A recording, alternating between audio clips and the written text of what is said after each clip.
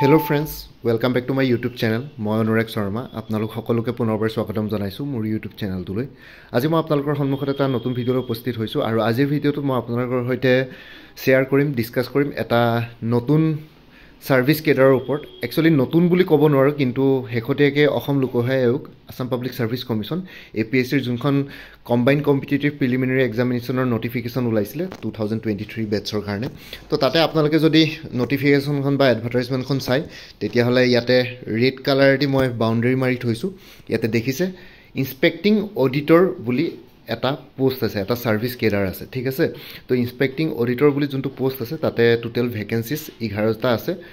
তো ইয়াতে সেই ইনস্পেক্টিং অডিটৰটো আগতে APSCৰ কম্বাইন্ড কম্পিটিটিভ এক্সামিনেশনৰ আন্ডাৰত আপোনালোকে কেতিয়াও এডভাৰটাইজমেন্টত ইনক্লুড হৈ থকা দেখা নাছিলে আৰু এটোৰ ওপৰত মোক ভিডিঅ' বনাব কৈছিলে। তো হেতু কাৰণে মই আজি ভিডিঅ'টো বনাইছো। মই এই ইনস্পেক্টিং অডিটৰৰ ওপৰত কোনো সাৰ্ভিস ৰুলছ বিচাৰি পোৱা নাই এতিয়ালৈকে। এটো কোনটো কেডাৰৰ সাৰ্ভিসত পৰে মই হেতু ধৰিব পৰা নাই এতিয়ালৈকে। মই আসাম গভৰ্ণমেণ্টৰ ৱেবছাইট বহুত কিটা চেক কৰিলো কিন্তু সাৰ্ভিস ৰুল বিচাৰি পোৱা নাই একচুয়ালি।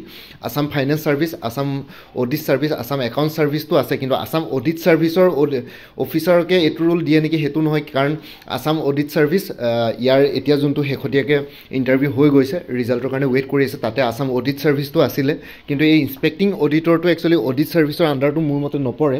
তো হেতু কাৰণে মই সাৰ্ভিস ৰুলছত এই ইনস্পেক্টিং অডিটৰটোৰ কোনো তেনেকুৱা বিচাৰি পোৱা নাই। এটো একচুয়ালি ক্লাস 2 গেজেটেড পোষ্ট হয়। তো এটো গেজেটেড অফিচাৰ পোষ্ট হয় কাৰণ কম্বাইন্ড কম্পিটিটিভ এক্সামিনেশন যোনটো আমি পপুলাৰলি সিভিল সাৰ্ভিসেস এক্সামিনেশন কওঁ। তো ইয়াতে ক্লাস 1 ক্লাস 2 সাৰ্ভিসে ল'ব, গ্ৰুপ A গ্ৰুপ B।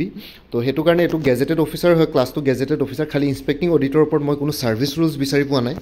তথাপিতো মই আপোনালোকৰ সৈতে অলপ ইনফৰমেশন শ্বেয়াৰ কৰিছো য'ৰ পৰা আপোনালোকে এটা বেসিক আইডিয়া পাব পাৰে ইয়াৰ এই পোষ্টৰ মানে একচুয়ালি জব প্ৰফাইলটো কেনেকুৱা হয়। বাকি প্ৰমোশনাল প্ৰস্পেক্টটো মই আপোনালোকক ক'ব নোৱাৰিম কাৰণ মই সাৰ্ভিস ৰুল বিচাৰি পোৱা নাই।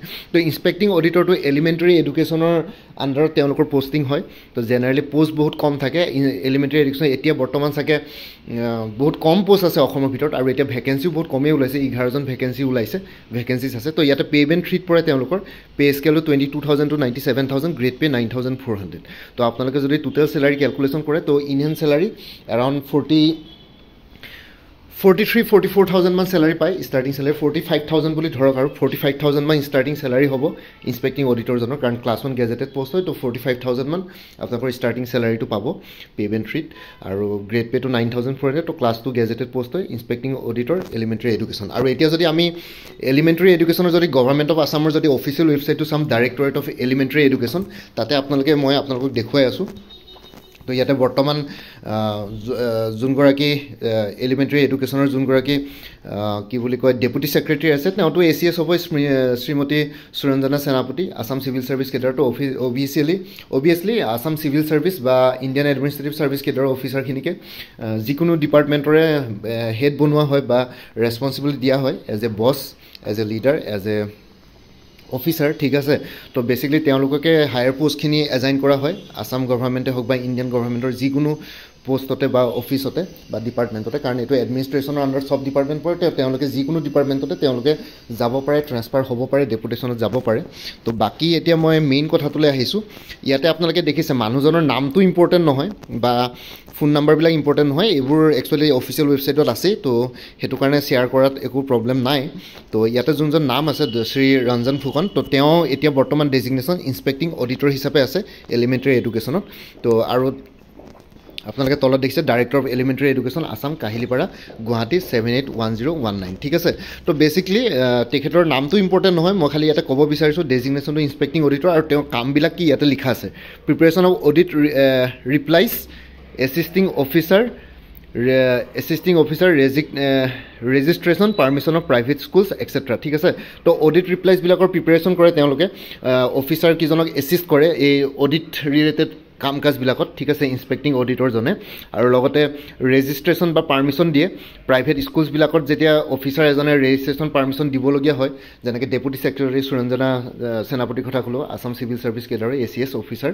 তো তেখেতে যেতিয়া ধৰক এখন স্কুলৰ প্ৰাইভেট স্কুলৰ ধৰক ৰেজিষ্ট্ৰেশ্যন বা পাৰ্মিশ্যন দিয়ে বা যোনজন এলিমেন্টাৰী এডুকেশ্যনৰ ডাইৰেক্টৰ আছে তেওঁ যেতিয়া পাৰ্মিশ্যন দিবলগীয়া হয় বা ৰেজিষ্ট্ৰেশ্যন কৰাৰ ক্ষেত্ৰত প্ৰাইভেট স্কুলবিলাকে যেতিয়া এপ্লাই কৰে এলিমেন্টাৰী এডুকেশ্যনৰ আণ্ডাৰত, তো তেতিয়া কি কয় প্ৰাইভেট স্কুলখিনিৰ অকণমান অডিটিংখিনি গোটেই ৰেকৰ্ডছখিনি চাবলগীয়া হয় আৰু লগতে যোনটো এলিমেণ্টাৰী এডুকেশ্যনৰ ৰেকৰ্ড আছে সেইখিনিও চাবলগীয়া হয় সেই কাম কাজখিনি অফিচিয়েলি কাম কাজ বেলেগ ধৰণৰ হ'ব পাৰে মই আপোনালোকৰ সৈতে ডিটেইলছ ভিডিঅ' শ্বেয়াৰ কৰিম কিন্তু এতিয়া জাষ্ট বেছিক আইডিয়া এটা দিছোঁ তো সেইখিনি সেই অডিট যোনখিনি কাম কাজ থাকে তো সেইখিনি তেওঁলোকে এই ইনস্পেক্টিং অডিটৰজনে এইখিনি বস্তুত তেওঁলোকক এছিষ্ট কৰে অফিচাৰখিনি ঠিক আছে এজ অফ নাও তো আপোনালোকে এইটো বস্তু বুজি লওক যে ইনস্পেক্টিং অডিটৰ কাম এইখিনিয়ে খালি মই ছাৰ্ভিচ ৰুল বিচাৰি পোৱা নাই তো সেইটো কাৰণে তেওঁৰ কেৰিয়াৰ প্ৰগ্ৰেশ্যন বা প্ৰমোশ্যনৰ ওপৰত কেনেকুৱা কি ধৰণৰ কিমান ওপৰলৈকে যাব পাৰে বা কি কথা তো সেইটো মই এতিয়ালৈকে গম পোৱা নাই তো সেইটো কাৰণে মই আপোনালোকৰ সৈতে শ্বেয়াৰ কৰিব পৰা নাই তো ছাৰ্ভিচ ৰুল বিচাৰি পালে মানে মই নিশ্চয় শ্বেয়াৰ কৰিম আৰু কোনোবাই যদি ক'ৰবাত কিবা ইউটিউব ভিডিঅ' বনাইছে মই সেইখিনিও চাৰ্চ কৰি চাম বাৰু মই ইমান নাচালোঁ অকণমান জাষ্ট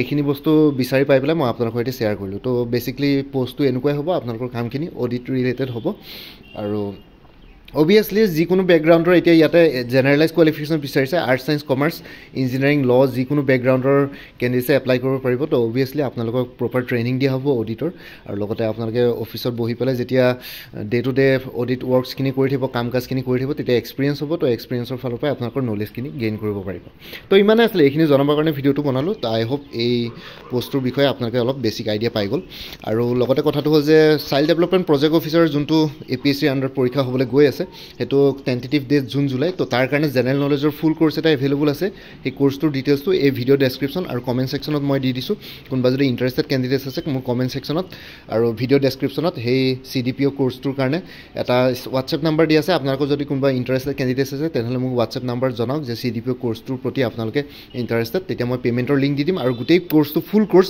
জেনেৰেল নলেজ পেপাৰখনৰ ফুল কোৰ্চটো আপোনালোকে PDF ফৰ্মেটত PDF ভাৰ্জনত আপোনালোকে হোৱাটছএপত এভেইলেবল পাই যাব মই আপোনালোকক পে'মেণ্ট কৰাৰ লগে লগে পঠিয়াই দিম আৰু লগতে যোনটো ফোন নাম্বাৰ প্ৰভাইড কৰিছোঁ সেই ফোন নাম্বাৰটো কাইণ্ডলি কণ্টেক্ট নকৰিব মই অফিচত থাকোঁ আৰু লগতে সেইটো কল কৰাৰ কাৰণে এভেইলেবল নহয় আপোনালোকে হোৱাটছএপত মোক মেছেজ দি পেলাই যিকোনো কুৱেৰিজ ল'ব পাৰে এই চাইল্ড ডেভেলপমেণ্ট প্ৰজেক্ট অফিচাৰৰ গোটেই জেনেৰেল নলেজৰ যোনটো ফুল কোৰ্চ আছে সেইটোৰ ওপৰত তো ঠিক আছে ফ্ৰেণ্ডছ তো মই এই ভিডিঅ'টোৰ ডেছক্ৰিপশ্যন আৰু কমেণ্ট ছেকশ্যন চেক কৰক আৰু APSC combined committee examination related অন্য প্লেলিষ্টসমূহ এই ভিডিঅ'টোৰ ডেছক্ৰিপশ্যনতে দি আছে আৰু এটা চেনেল আছে অনুৰাগ শৰ্মা অসম হাইকো বুলি সেই চেনেলটোৰ লিংকটো এই ভিডিঅ'টোৰ ডেছক্ৰিপশ্যনতে দি আছে আপোনালোকে সেইটো চেনেলো ছাবস্ক্ৰাইব কৰি ল'ব পাৰিব চ' ভৱিষ্যতলৈ এনেকুৱা ধৰণৰ কম্পিটিটিভ এক্সামছবিলাক দিয়াৰ ক্ষেত্ৰত আৰু অলপ এক্সট্ৰা গাইডেঞ্চ পাই যায় বাকী মোৰ ভিডিঅ'ছবোৰ চাই যদি ভাল পায় মোৰ চেনেলটো ছাবস্ক্ৰাইব কৰি ল'ব আৰু লগতে আপোনালোকৰ যিমানখিনি ফেমিলি ফ্ৰেণ্ডছ ৰিলেটিভছ আৰু চিনাকি এক্সপিৰিয়েঞ্চ আছে তেওঁলোকৰ লগত মোৰ চেনেলটো শ্বেয়াৰ কৰিব লগতে কমেণ্ট ছেকশ্যনত জনাব কিবা যদি কুৱেশ্যন থাকে ডাউট থাকে মই নিশ্চয় আপোনালোকৰ কুৱেশ্যনছ আৰু ডাউটছবিলাকৰ ৰিপ্লাই দিবলৈ চেষ্টা কৰিম বাকী আজিৰ ভিডিঅ'টো ইমানতে সমাপ্ত কৰি আপোনালোক সকলোৰ পৰা বিদায় ল'লোঁ কাইলৈ পুনৰ এটা নতুন ভিডিঅ'লৈ আপোনালোকৰ সন্মুখত উপস্থিত হ'ম তেওঁলোকে ভালকৈ প্ৰিপেৰেশ্যন কৰি থাকক সকলোৱে অল দি বেষ্ট থাকিলে